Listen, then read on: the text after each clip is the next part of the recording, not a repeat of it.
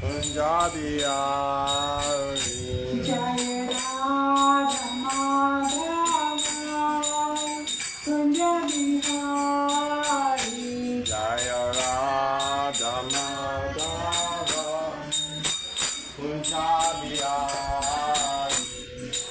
Gopi Jaya Vallabha Girivare Dhari Jaya Gopi Jana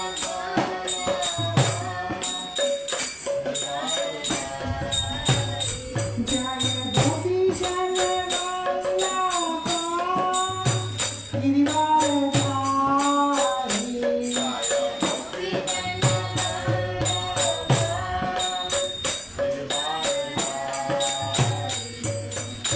Yashoda Nandana Bhajana Nandana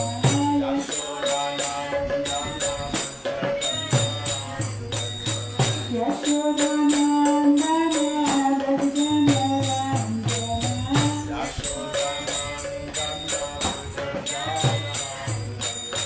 Janati Ravanachari Janati Ravanachari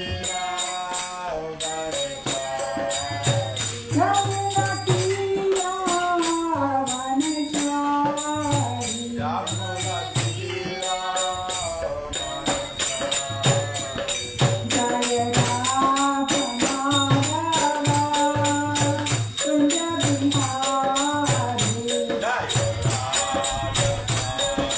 Madhava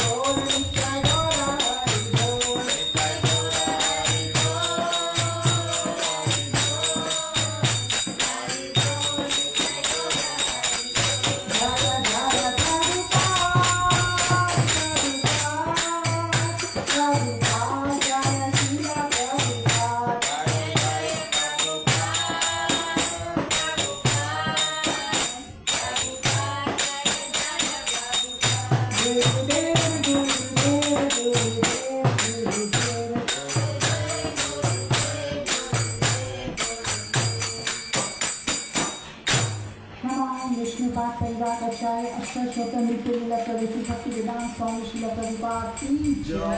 ISKCON Founder Acharya His Holy Divine Grace A.C. Bhakti Vedanta Swami Srila Prabhupada Ki Jai. Mama Keleshwar Haridas Thakur Ki Jai. Hare Krishna. Hare Krishna. I just been given the utmost to just do the Bhagavatam class. Let's see. I'm praying to Radha Madhava, give me some knowledge so I can, for my purification and help you in your spiritual journey somehow. So we are going to read from the Srimad Bhagavatam. Oh, Srimad Bhagavatam. So we are reading from Amal Puran, Srimad Bhagavatam, 10th Canto, Part 2. And the chapter is chapter 14, the prayers of Akrura. Yes, the Akrura who took Krishna and Balaram away from gopis and they gave them lots of grief. So, but here he's praying, and the prayers of Akruras are very important for us, so we can also approach Krishna in the same mode. So we are reading from text 19.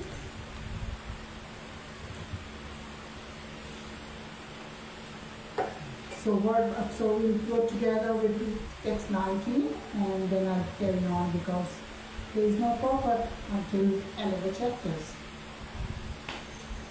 Namaste Adbhutam Simhaya Namaste Adbhutam Simhaya Sadhu Loka Bhayapada Sadhu Loka Payapaha Vamanaya Namastubhyam Vamanaya Namastubhyam Karanta Tribunaya Cha Kranta Tribhuvanaya Cha Namaste Adbhut Simhaya Namaste Buddha Shimaya Sadhu Loka Bhayapada Sadhu Loka Payapada Vamanaya Namastubhyam Vamanaya Namastubhyam Krita Tribhuvanaya Cha Kranta Tribhuvanaya Cha Namaste Adbhutam Simha Namaste Adbhutam Simha Sadhu Loka Bhayapada Sadhu Loka Payapaha Vamanaya Namastubhyam Vamanaya Namastubhyam Kranta Tribhuvanaya Cha.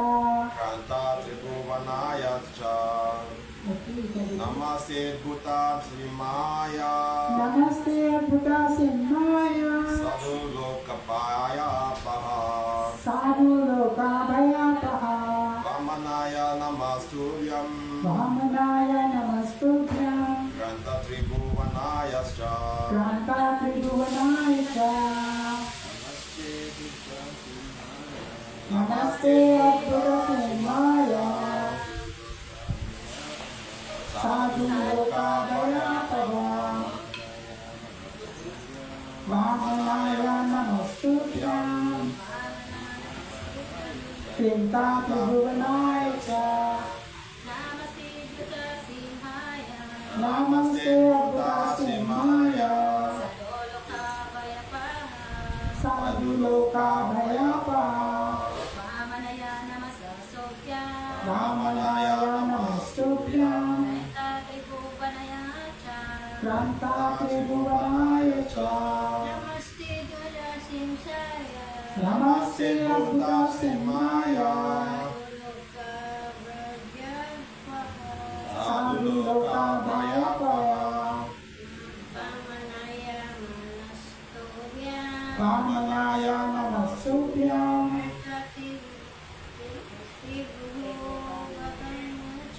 Krita Tribhuvanaya Cha. What translation? Namaha. Obeisances. Say to you. Adbhuta. Amazing. Simaya. To the line. Sadhu Loka. Of all saintly devotees. Bhaya. Of the fear. Apa. O remover. Vamanaya, Vamanaya, to the dwarf, Bodhidwa, Namaha, Namaha, obeisances, Business, Tubhyam, Turyam, to you, to you, Kranta, Kranta, who stepped over, step over, Tribhuvanaya, Tribhuvanaya, the planetary system of the universe,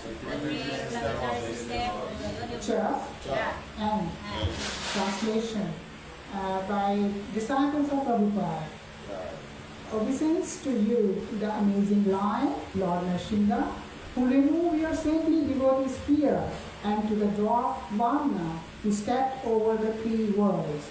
So this is how Akrura is starting his journey. He has started it, but now he is giving his obeisances to Lord Nrsimha and to dwarf Vamna. So we also need to remember Lord's incarnation when we are doing obeisances. It's a good step over thinking over how Krishna helped us in time to time. Now we go to text 20. Namo Bhigunam Pataye Dittuchit Chakravanchide Namaste Raghuvayaya Raman Antakarya Cha. Now he said, obeisances to you, Lord of the Bhrigus, who cut down the forest of the conciliated royal order, and to Lord Rama, the best of Raghu dynasty, who put an end to the demon Ravana. So here he is giving, he's glorifying Bhrigu. Bhrigu is actually the Parshuram. Parshuram, he's the Bhrigu is that who cut down the forest of, he killed all the royal kings who were not following the order of the Dharma. So that's why, and he created so much blood, he created actually a river of blood in India called Kurukshetra. There's a place where it's a river of blood is flowing there. He got so much panic there. And there's a 5 kind of rivers in Kurukshetra which is filled with blood. And it is done by Parshuram. And you must be wondering how could he just doesn't want people who are not following religion kings, so he can simply kill them to remove the burden. That's how Krishna does, isn't it? He says, Yada yada hi dharmasya. Whenever there is a decline of religion, I'll come. And that's what happened. He came and he killed all those kings who were doing the missing things. And he also, remember Lord Rama. Everyone knows Lord Rama. We want to follow him because he is the perfect person. That's how he is. So he is the perfect, everyone looks for Ram in everyone. He was a perfect son, brother, husband, and king. He has perfection. And here he remembered as a who has killed the demon Ravana. We always remember Krishna or his incarnation as someone who kills someone, because this gives us some power of upliftment, enabling us to know, yes, there is someone who can look after us. So killing the demons, that's how he has been always glorified, by killing the demons and everything. Because, but when we sing very melodiously, like in our ISKCON Sampradaya, we sing mostly a gopis thing, like he's Vrindavan Ranjan, he's moving in Vrindavan, and just gazing the cows. So that's he simply does. But here he is remembering Akrura with Ram as killing of Ravana, and Bhrigu who has cut down all the forests of conceited royal order. So he's thinking in a different platform, not in a loving platform that we are aspiring for. Now let's go for text number 21.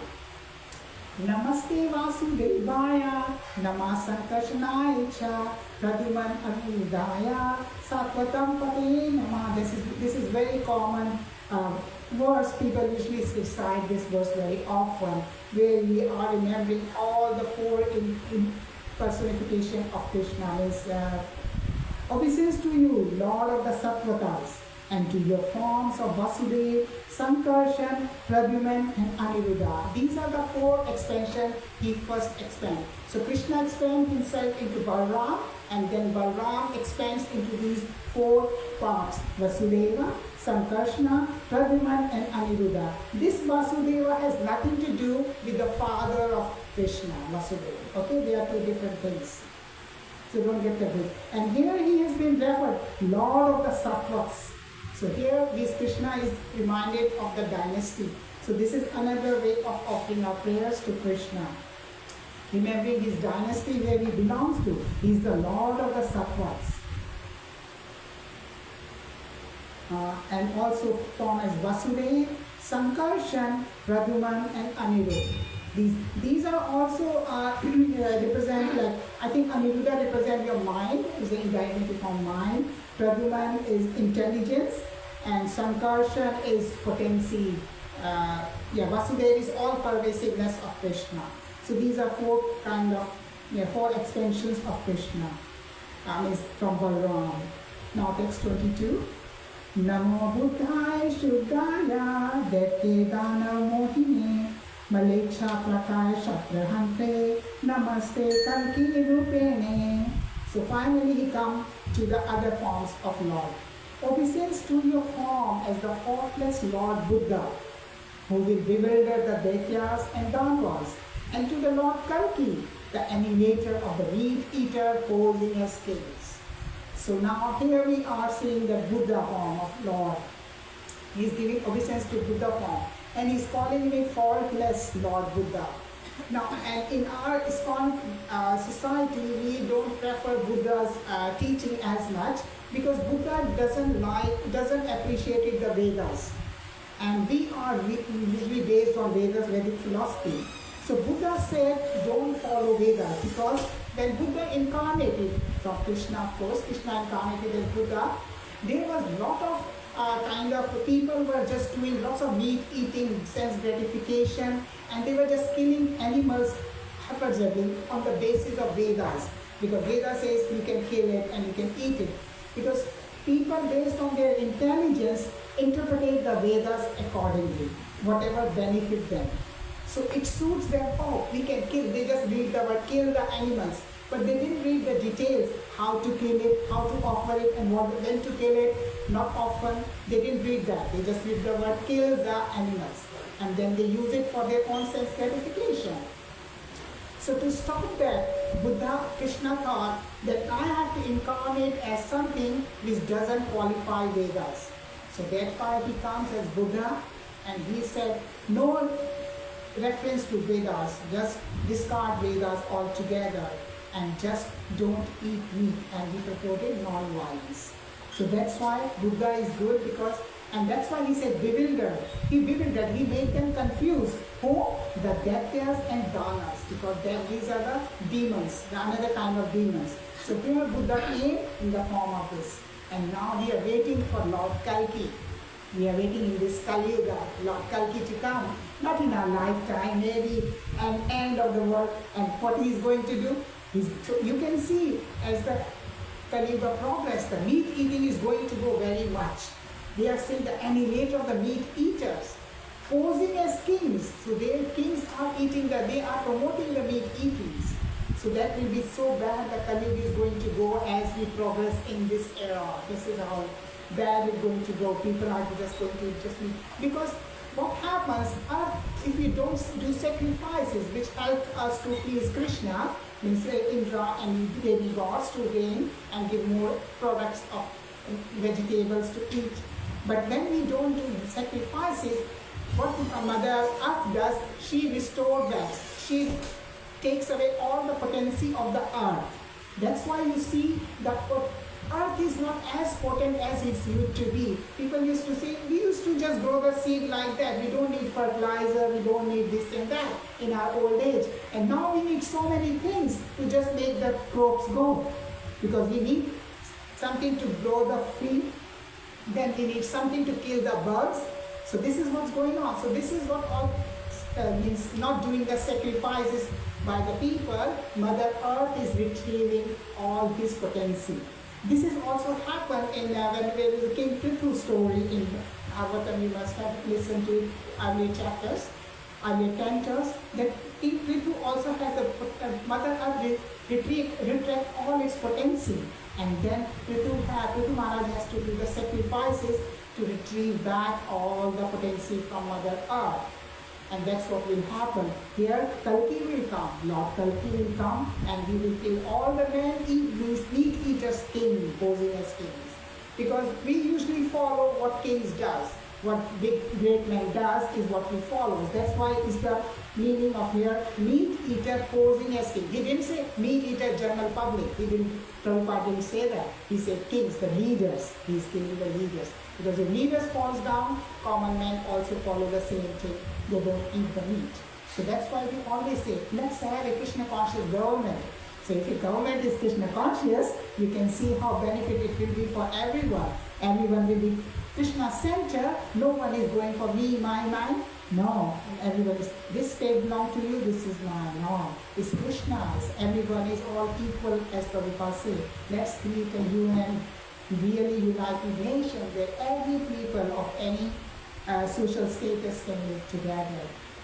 As Prabhupada has already created UN, different ISKCON centers are nothing but the UN centers, where you can find people of all nationality living together as devotees, chanting the holy name and eating prasadam and spreading Krishna's glory. So perfect UN is here in ISKCON. No more flags, just one Krishna. Okay, now text 23.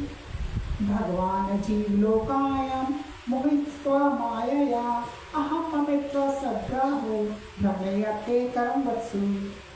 O Supreme Lord, the living entity in this world are bewildered by your illusionary energy, becoming involved in the false concept of I and mine.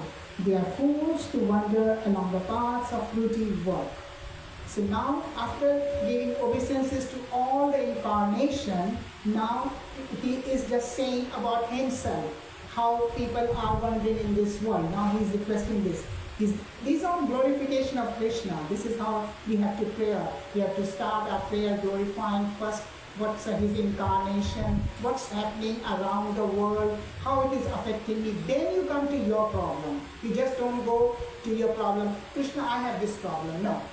First you have to glorify Krishna. You have to glorify Krishna, how good you are looking, how beautiful you are dressed, how you have been maintaining me for so long. But I don't know what happened recently. It's not coming all that I'm supposed to be. I don't know where I'm lacking. This is how you have the more approach to Krishna, like in a mode of prayer. It's just not blah, blah, blah.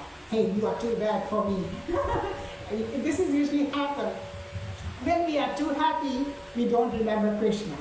And when we are too sad, we are into sulking mood, we also don't remember Krishna. Because we say, no, you are too bad, you are not good at all for me. So we discard. This is not the way. This is not following the dharma. Dharma says you have to have equipoise everywhere. That if you are happy, still remember Krishna. Thank you, Krishna, for your mercy. I am so happy today. And if you are somehow sad, something didn't come up, okay, Krishna, maybe I have done something wrong, not according to the dharma, that it has come up like this. So I tell you, this morning, just now, there's a fan in the kitchen, which is just an open thing. I didn't know it. And I just get into it. My head said, oh, what happened here? Krishna, I have to go tomorrow. Please keep me safe. Oh, it's an open air. I just get to get the spice there. I never noticed there's a small thing. Lucky nothing happened. And then I said, thank you, Krishna. Same, we have to leave tomorrow. So that's how the things are. You never know. Krishna, another mother wants to play with me kind of thing. That's why he gave me this world. Maybe I was bossing myself something. Ego might have come in me something. Because I was planning to prepare something for Krishna. I said, oh, I want to prepare Radha Mother something for you. So I was just getting together some dish. That's Krishna. Oh, so we are here. So now he's saying the living entity in this world are bewildered. They are always confused, the living entities, by your illusionary energy. This illusionary energy is nothing but the Maya. That's what is another name of Maya. When it is illusionary, that means what is true, you will never see.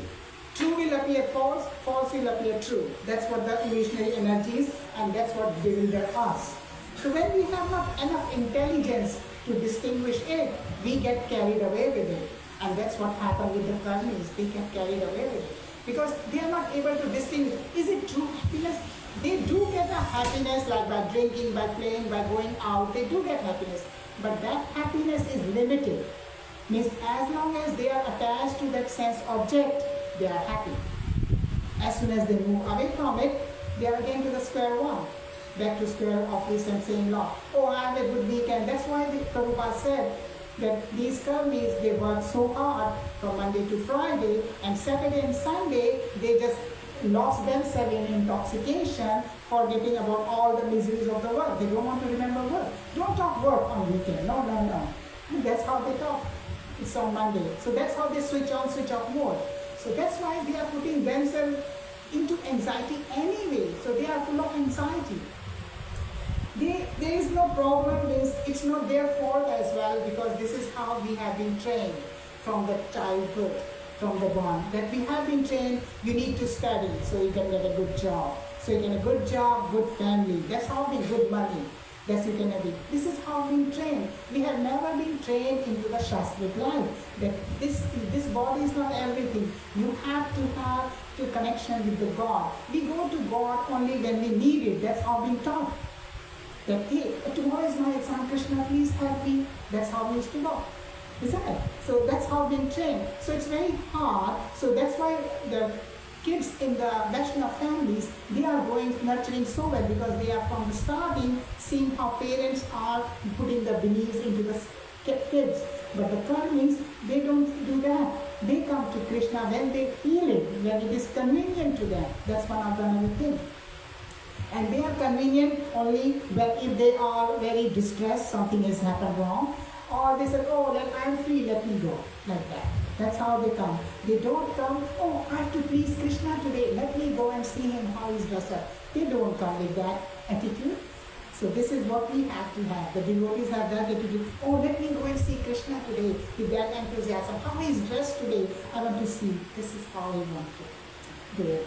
Okay, so, and that's how he's saying. And they are then involved in the false concept of I and mine.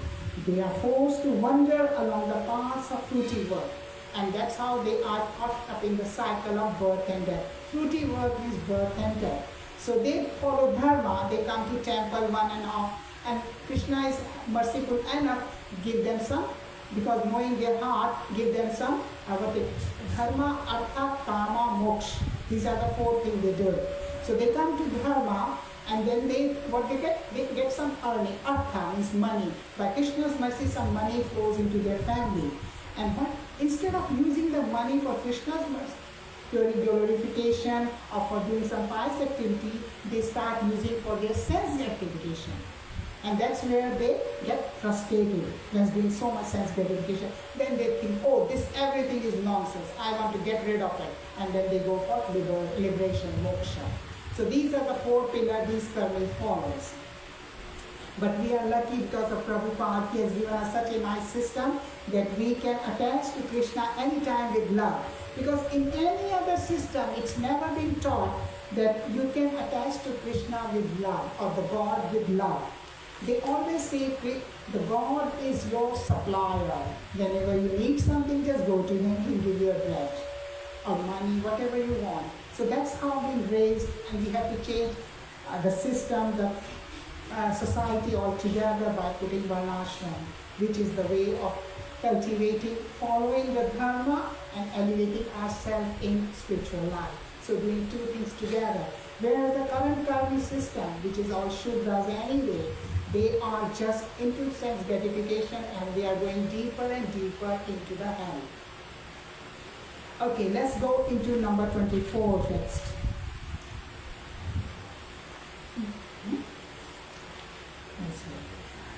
Aham chak atma jagro dharta swananjaleshu swajanvishu brahmani sapankalpeshu mula satya vibhu. I too am deluded in this way, O Almighty Lord, foolishly thinking my body, children, home, wife, money and followers to be real, though they are actually as unreal as a dream. Now he comes to on himself. Now he's saying that, oh God, I am also belong to the same family, that I also got my extended thinking about my body, children, home and wife. So I'm also living as an unreal dream. But he's still remembering Krishna, that's good, and he's remembering that he is not good enough to remember him all the time. That's also good. Krishna appreciates that kind of acknowledgement. Now text 25. Anintya atma dukkheshu vipraya matirhe aham gand aram tamo vishto na jane tvat atmana priyam. Thus, mistaking the temporary for the eternal, my body for myself, and sources of mystery for source of happiness, I have tried to take pleasure in material dualities. Covered in this way by ignorance, I could not recognize you as the real object of my love. This is really true. This is how we are all are. Means when we get, then we easily get carried away with material things. Like I tell you myself, I was in Puttagalero, and because there's lots of sense gratification there, we see all the families around. And yesterday was Bhakti Siddhanta Saraswati Thakur's appearance day. And in the morning, I got an impression, let's check some Vaishnava calendar, there might be some event. But as happened, I went for my morning walk early on the beach. So Japa, I said, oh Japa, let's do Japa on the beach. And so I went there and I completely forget I want to see the calendar. And I didn't know it, I had my breakfast, everything. I came here and I met Mataji. I said, how come you're here today? Are you staying here? She said, no, today is some function was here, Bhakti Siddhanta Saraswati. Oh my God, I missed to forget, I didn't do the fasting. So that's the effect of senses are. When you are with the karmis, even if you just carried away. That's what we say, na? Same thing, this temporary. I also myself carried away whenever I see this illusionary thing. I'm not strong enough to control myself and look into it. No, I need to see that, I need to do that. So we do carry the way. So still we are aspiring devotees, that's probably the case. So I'm fasting today for Bhakti Siddhanta. Because I couldn't do it yesterday, so I said, oh sorry, I do it today. But yeah, he tries to remind me though, but I didn't follow my instinct because I was so much indulged into, oh let's go to Japa, morning Japa on the beach. But it's really good doing Japa on the beach in the morning 4 a.m. Oh my God, it's ecstatic. With the waves singing, I had a really good Japa though. But, yes, one of the memories that I can go back whenever I feel like that, or go to that sound and wave sound, and it was good. So that's how we do get carried away with all external world. However, we want to try to be good. Now, text 26. I think I'm carrying out too much. No, it's about to finish anyway. Yato buddha jalam hitva pratishanam tat udbhavi abhyatlete krishnavai tadvatayam pranamukha. Just as a fool overlooks a body of water covered by vegetation growing in it and chase a mirage, so I have turned away from you. That's a very good analogy. Here Bhagavatam gives, that's how we compare ourselves to be like a mirage. We always run after mirage. Hey, all that glitter is not gold, that's true, but we always get attracted by that glitter anyway.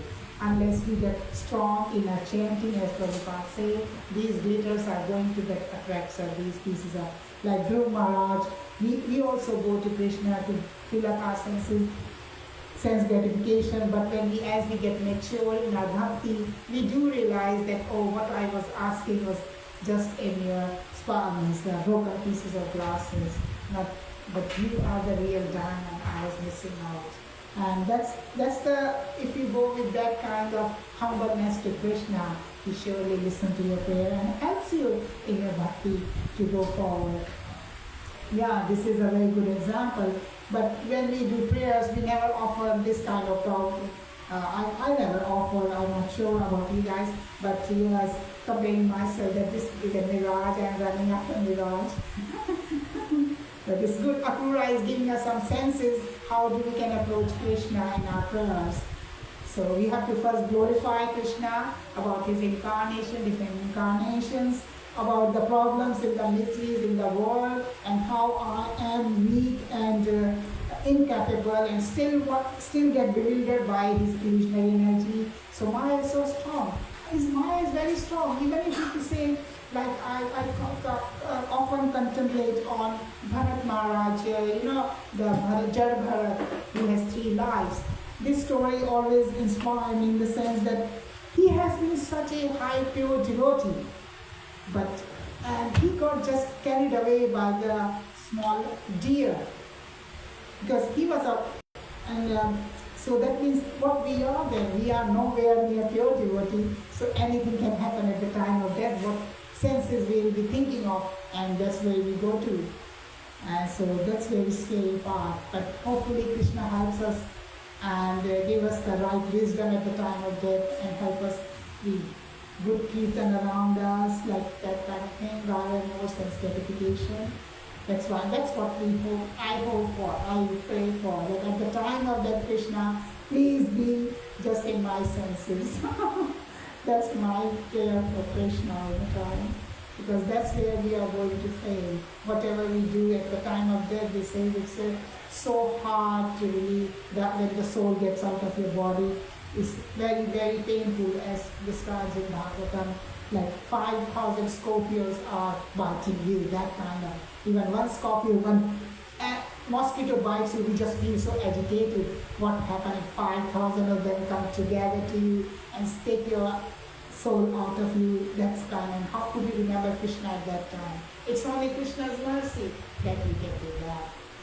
That if he wants, we can get through that. Now, next 27. नास्ते अहं कृपान्तरि काम Karma Dharmana रघुं प्रमतिश्च परश्री क्रियमाणस्थितस्तथा. My intelligence is so crippled that I cannot find the strength to curb my mind, which is disturbed by material desires and activities and constantly dragged here and there by my obstinate senses. That's so true. That's how now he's now going into most humble state. Like, my intelligence is so crippled. Even though I'm intelligent, I consider to myself intelligent, but it's nothing, because it keeps on attaching me to the material desires. So this intelligence is of no good to me, and they keep on disturbing me. So that's how we need to have our humbleness to Krishna, that I'm so much destitute for your mercy. Now text 28, so this is a big one. Soham tvagame yudgato asmai astam durupamam chachapi aham bhav anugraha ishe mane punso bhave yari samsaram tavargasya tvaya abhajna vatsat upnashat matiti swaha. Oh, this is a good one, upward one. Being thus fallen and approaching your feet for shelter, O Lord, because although the impure can never attain your feet, I think it is nevertheless possible by your mercy. Only when one's material life has ceased, O lotus navel Lord, can one develop consciousness of you by serving your pure devotees. This is very important. This completely tells us how should we approach Krishna. 3-4 steps are here. First he's saying so humbly that I am so fallen, I am always degraded, but I can reach to your feet. I can't even reach to your feet because I am so impure, fallen impure, because you can never achieve your feet. But I am based on your mercy. So he's depending on his mercy. By your mercy, I still be able to attach myself to your lotus feet. I'm so fallen that I can't do myself, but I'm expecting your mercy to help me to get through this, to attach myself to your feet. He's still looking for the feet. He's not saying, oh, let me come and embrace you, Lord, I'm so good. No, he's still so humble as he's here. And he says, how one can register you? Only when one's material life has ceased. So as long as you have material life, you will have material desires, because you have to maintain your material body. And that's why, unless that material life ceases, then you get less sleep, less eating. These are all material necessities. And these kind of things, material desire, to please someone. These are material things. So when these material life doesn't mean opulences only. Material life, these things, prajalpas, talking aimlessly. These are material things. So when this material life is ceased, so life here doesn't mean the life of karmis. Material life here doesn't mean just the life of karmis. That means we devotees are also doing the karmic activities, but in the ways of Krishna's, in the saying, oh, I'm doing this for Krishna's mercy, Krishna's happiness. But somehow we do also have our motive in it, little bit motive in it. And this is what is negative material tinge, and we have to get rid of. I want to eat pasta today. I think Krishna loves pasta. So that's how we do it. Let's offer pasta to Krishna today. Let's be happy, please. So that's when once material life has to please. Oh, lotus navel Lord. So here he is again glorifying Krishna, that your navel is so lotus. Can one develop consciousness of you by serving your pure devotee? How can we develop consciousness? Now he's giving the answer for that, is that by serving the pure devotees. So this is very important verse in the sense that we have to approach pure devotee. We have to serve pure devotees in order to purify ourselves. When we purify, consciousness is purified. We can think of Krishna, and then with Krishna's mercy, still I am so fallen because my material life has not pleased. But with your mercy, I can approach your lotus feet. He said lotus navel, but he didn't say lotus feet here. Krishna's mercy. Lotus feet for shelter. So this shelter is very important. This is very important thing. Shelter. Where is your shelter is? Is this shelter is under lotus feet? Or is it shelter under your material desires? This is what makes you a good devotee. How far are you from material desires? And how close are you to lotus feet of Krishna? Is your bhakti standard. Now let's go to 29. Namo Vidyamatrayai Sarvapradayai Vitale Pushasya Pradvanayai Brahme Ananchakate. Obeisance to the Supreme Absolute Truth, the possessor of unlimited energies. He is the embodiment of pure transcendental knowledge, the source of all kinds of awareness, and the predominator of the forces of nature that rule over the living things. So again we come back to the glorification of Krishna, to the Lord. I'm paying my obeisances to the Supreme Lord because His qualities are unlimited. We cannot glorify Him enough. So the more we glorify, the more happy we feel. The more happy we will feel, the more devoted we will be. And more close we will be to the Krishna. That's the meaning of glorification. Because when you glorify something, you also feel happy about it, that you are glorifying. And that gives you a happy mood. That's why it's always good to remember to glorify Krishna all the time. For everything, like here he's glorifying Him 6 different ways. He's saying the possessor of unlimited energy. So he is giving all the credit to the power around him, the different kind of energy running around. And he's the embodiment of pure transcendental knowledge. That's another thing. All knowledge, he conceived himself with pure transcendental knowledge. This knowledge is not the knowledge, material knowledge, you are a doctor, you are a lawyer. Not that knowledge we are talking here. Here we are talking the knowledge which connects us with Krishna to the higher self, and that is a pure knowledge. The knowledge, material knowledge, changes with time. Today you have a better instrument, so you nullify your previous theory and you come back with a new one. So, but the pure knowledge, which is knowledge of the Shastra, given by Krishna himself, transcendental knowledge, stays all time. That like Bhagavad Gita was spoken 5,000 years ago. It's still as pure as gold in today's world, and it will remain so in the whole Kali Yuga era. So that's the call, the transcendental knowledge, which doesn't change with time.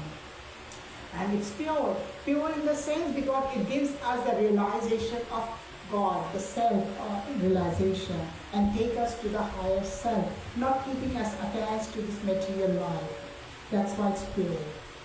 The source of all kinds of awareness. And then once you have a good knowledge, then you have the awareness around you. What is good for you, what is bad for you. You can differentiate from right from wrong. That's where people get lost. Because sometimes, because of the mirage problem, what is bewildered, the duality of this world, what looks like good to me, hey, let's have just one drink will pacify me, just I will feel relaxed. But what happens after 1, 3, 4 times you go and then you become a drunkard. So this is what happened because you don't have enough knowledge. And that knowledge is the transcendental knowledge.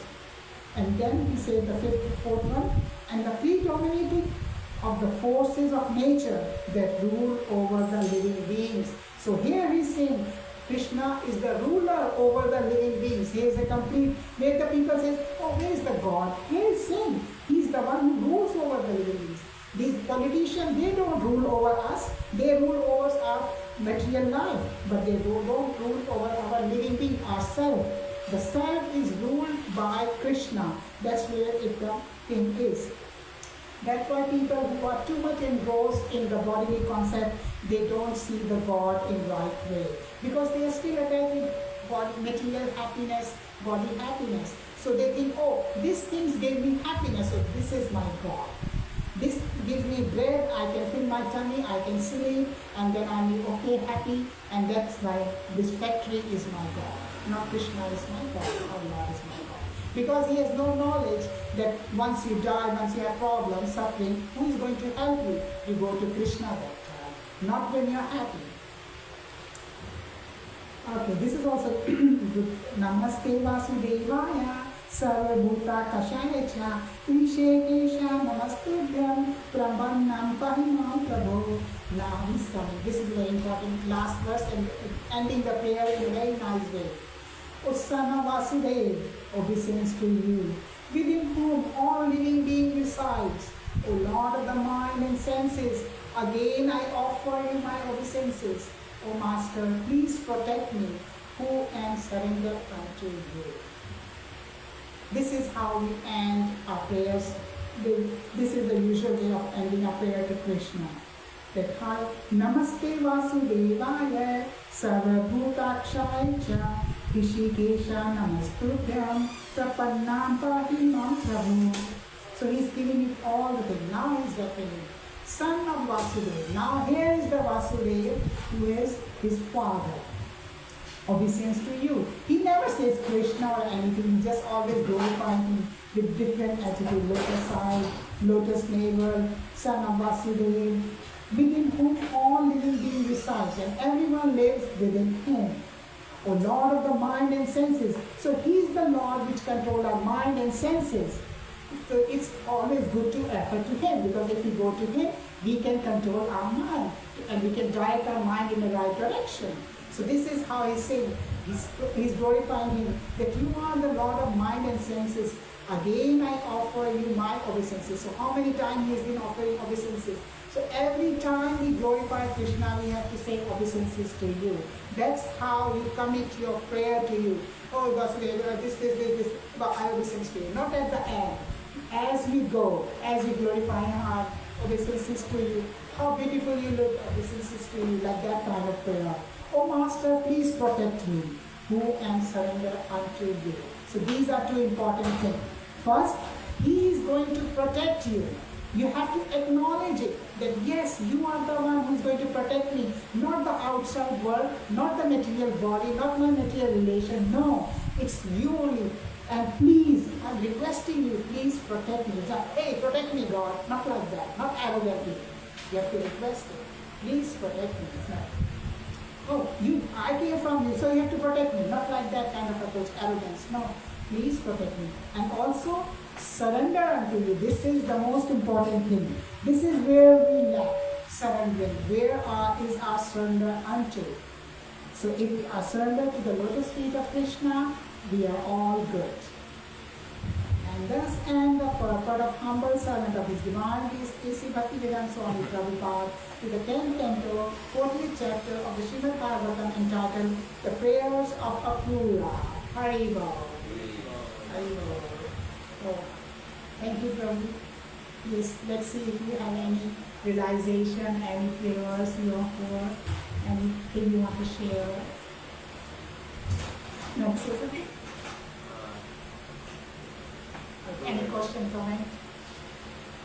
Otherwise, you say that Krishna is the complete, the all in all. Nothing is outside of Krishna's jurisdiction. That's true. Everything is within him and everything is outside him. That's how it is, within and without. And nothing can move without, or even a blade of grass without his mercy. It seems like, I think I just forget, there is a story, very good stories. And Krishna also comes and helps us in different ways. It's not that he's going to come in form of in his blue lotus form with the peacock feather and everything, and then we can say, oh, Krishna is there. No, he can come in any form. He can come in a form of an old person, saintly person, even some talk, someone is saying to you, giving some advice. These are Krishna's advice. So that's, we have to look after all these things. It's not that he will come in his own form all the time. Like from Nrsimha, he just come from pillar as a Nrsimha. So Lama saw him, but Hiranyakashipu could see him. So that's why the pure devotee, Prabhupada see everywhere, Narad is there, Brahma is there. He could see that they are here singing with him. Then they were just, when Prabhupada was giving lectures, there were just 2-3 people came to listen to him. And he said, no, there were not just 2-3 people. There were Narad Muni was there, Brahma was listening to the Krishna Katha. And he said, even if there is no one there, you can just say Krishna Katha to the 4 walls. It's as potent as this. This is the purification it has. So yeah, hopefully with this prayer, we can help Radha Madhava to help us in our bhakti, remove our obstacles. Listen to Krishna. Hare Krishna. Thank you for it. Thank you for giving me the chance to say something. Hope it helps you. Thank you, Mata. Really very happy to have you with us. And Yes. hope you enjoy your stay in Philippines. Yeah, I did enjoy. They just gave me the 1 month. I just 1 month with that. Other countries give 4